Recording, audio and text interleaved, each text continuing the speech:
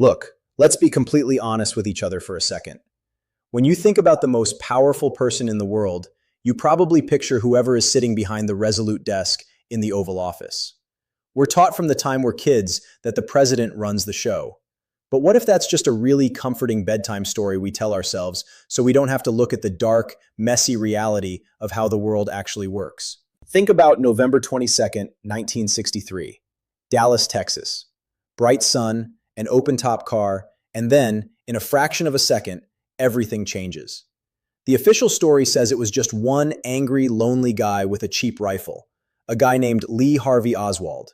But deep down, almost nobody actually believes that. Why? Because the math doesn't add up, the physics don't add up, and honestly, the psychology doesn't add up. For decades, people have pointed fingers at the mafia, at the Soviets, at political rivals.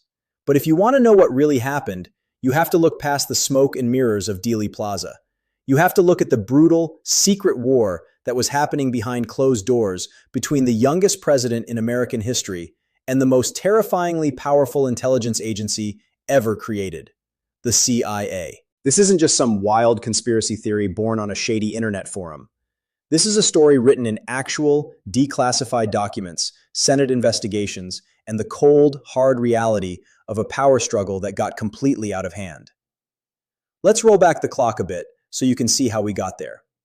When John F. Kennedy walked into the White House in 1961, he was young, charismatic, and incredibly idealistic. He genuinely believed he was the boss. But sitting across the table from him was a man named Allen Dulles. Dulles wasn't elected by anybody. He was the director of the CIA, and he'd been running the agency like his own private corporate empire for years. To Dulles and the old guard, presidents were just temporary tenants. They come and go every 4 or 8 years. But the agency? The agency is permanent. The very first thing the CIA did was drop a massive, toxic trap right into the young president's lap. It was a plan to invade Cuba and overthrow Fidel Castro. We know it today as the Bay of Pigs. Now, Kennedy was skeptical from the start. He didn't want a massive, bloody war, and he explicitly told the CIA that he would not send the American military to back up this invasion. Dulles nodded, smiled, and basically told him not to worry, that everything was completely under control. But here's the psychological twist. The CIA didn't actually care what Kennedy said. They assumed that once the invasion started failing, this young, inexperienced president would panic. They thought he'd feel backed into a corner and would be forced to send in the US Marines and the Air Force to save face. They thought they could bully him into starting a war, but they completely misread the man. When the invasion turned into a total disaster, Kennedy stood his ground. He refused to send the military. He let the operation fail, choosing to take the public humiliation rather than start an unprovoked war. Imagine the absolute fury inside the halls of the CIA after that. They didn't just see it as a failed operation. They saw Kennedy as a coward, a traitor to the anti-communist cause, someone who couldn't be trusted to protect the country. And Kennedy? He realized he'd been completely set up by his own intelligence agency. He was absolutely livid. He privately told his closest advisors that he wanted to splinter the CIA into 1,000 pieces and scatter it to the winds. Think about that phrase for a second. That's not just political frustration. That's a declaration of war against the deep state. And Kennedy didn't just talk. He actually did something that no president had ever dared to do. He fired Allen Dulles. He fired the architect of the modern American shadow state. Kennedy thought he was cleaning house and reasserting his power. In reality, he was just making a mortal enemy out of a ghost that couldn't be killed. Because even though Dulles was officially gone, his network and his loyalists inside the agency remained completely untouched. It gets even darker. Let's talk about something called Operation Northwoods. This is a matter of historical record now, completely declassified, so nobody can tell you this didn't happen. Not long after the Cuban disaster, the Joint Chiefs of Staff and elements within the intelligence community came to Kennedy with a brand new plan. And honestly, when you read the actual words of this document, it sends a cold shiver right down your spine. They proposed launching a series of fake terrorist attacks right inside the United States. They wanted to blow up American ships, hijack American airplanes, and literally shoot innocent people on the streets of Miami and Washington, D.C. And then? They were going to frame Cuba for it. Why? to create a perfect, emotionally charged excuse to start a full-scale war.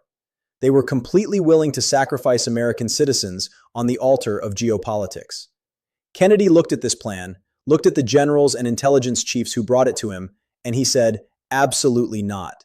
He rejected it flat out. Can you imagine the psychological shift that happened in Kennedy's mind at that exact moment? He realized that the biggest threat to the United States wasn't sitting in Moscow or Havana. It was sitting right across the table from him in the Pentagon and the CIA.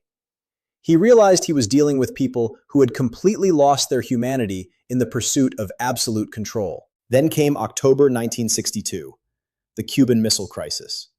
The world was standing right on the edge of utter nuclear annihilation. Every single one of Kennedy's military and intelligence advisors was screaming at him to bomb Cuba. They wanted a war. They were absolutely convinced they could win it. But Kennedy knew that one wrong move meant hundreds of millions of dead bodies. So, what did he do? He completely bypassed the CIA. He bypassed his generals. He started using a secret back channel, communicating directly with Soviet leader Nikita Khrushchev through his brother, Robert Kennedy, and a Soviet spy. They worked out a deal in secret, avoiding World War III by the skin of their teeth. To the rest of the world, Kennedy was a hero who saved humanity. But inside the dark corridors of the American national security state, they saw it as the ultimate betrayal. To them, Kennedy was weak. He was compromising with the enemy. They began to see him not just as an amateur, but as a direct existential threat to the survival of the country. They realized they couldn't control him, and in their world, if they can't control you, you're a liability. And then came the final straw: Vietnam.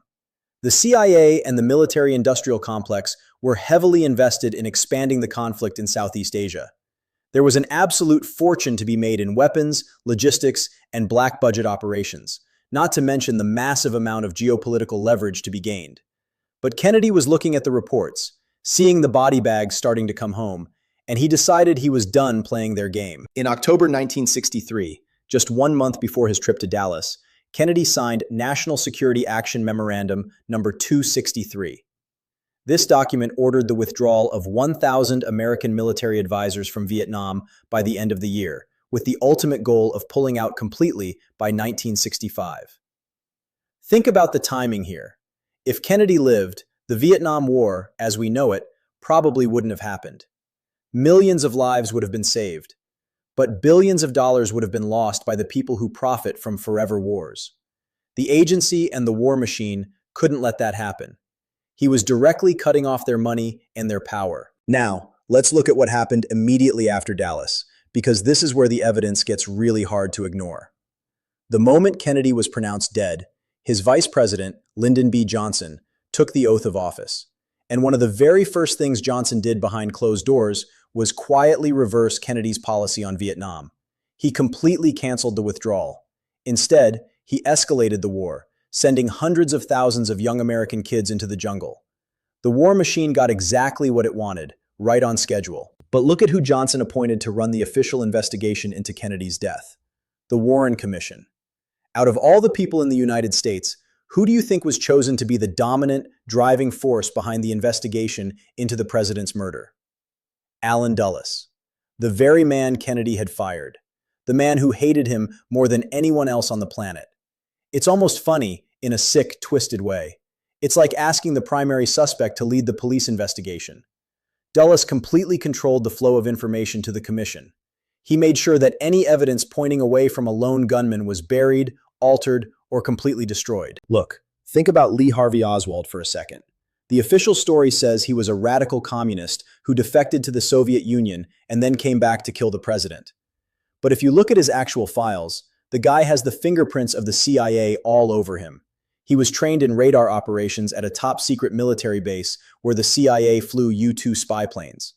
When he defected to the Soviet Union at the height of the Cold War, he was allowed to just stroll right back into America with a Russian wife, and instead of being thrown in jail for treason, the US government actually loaned him money to get settled.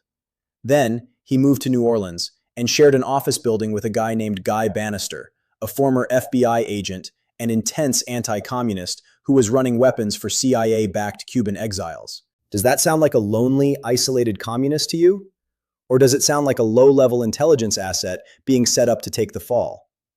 Oswald himself literally screamed it to the reporters while he was being dragged through the Dallas police station. He didn't say, "I did it for the revolution." He said, "I'm just a patsy." And before he could ever stand trial, before he could ever speak a word in front of a judge, a man with deep ties to organized crime named Jack Ruby walked right into a heavily guarded police basement and shot him dead on live television. The loose end was clipped. Years later, in the late 1970s, the United States House Select Committee on Assassinations did a massive, deep reinvestigation of the case. They had access to things the public hadn't seen. And their official conclusion? They stated clearly that John F. Kennedy was likely assassinated as the result of a conspiracy. They admitted that the Warren Commission's lone gunman theory was completely flawed. They even found that the CIA had deliberately withheld crucial information from investigators. Why would they do that? Why would an agency designed to protect America lie to the American government about the murder of its own leader? Unless, of course, they were protecting themselves. Even to this day, decades later, thousands of pages of records relating to the assassination are still being kept classified or heavily redacted. Every time a deadline comes up for the government to release the final documents, the intelligence agencies step in and whisper in the current president's ear that it's too dangerous, that it would harm national security. But honestly, let's think about that logically. If it was just one random guy named Lee Harvey Oswald acting completely alone 60 years ago, what could possibly be left to hide? What national security secret could still be so dangerous today that the public can't see it? The answer is simple. They aren't protecting national security. They're protecting the institution. They're protecting the terrifying truth that the people we think are in charge aren't actually the ones holding the strings. When you look at the whole picture, the tragedy of JFK isn't just that a man lost his life on a sunny afternoon in Dallas. The real tragedy is what died with him. The idea that the people get to choose the direction of the country. Kennedy tried to challenge the unelected machine. He tried to stop the wars. He tried to bring the intelligence community under the rule of law. And the machine simply spit him out. It leaves you wondering, if a president can't change the system, who actually can? Maybe the most uncomfortable truth of all is realizing that the democracy we see on television is just a beautiful curtain, and the people pulling the levers in the dark have no intention of ever letting it go.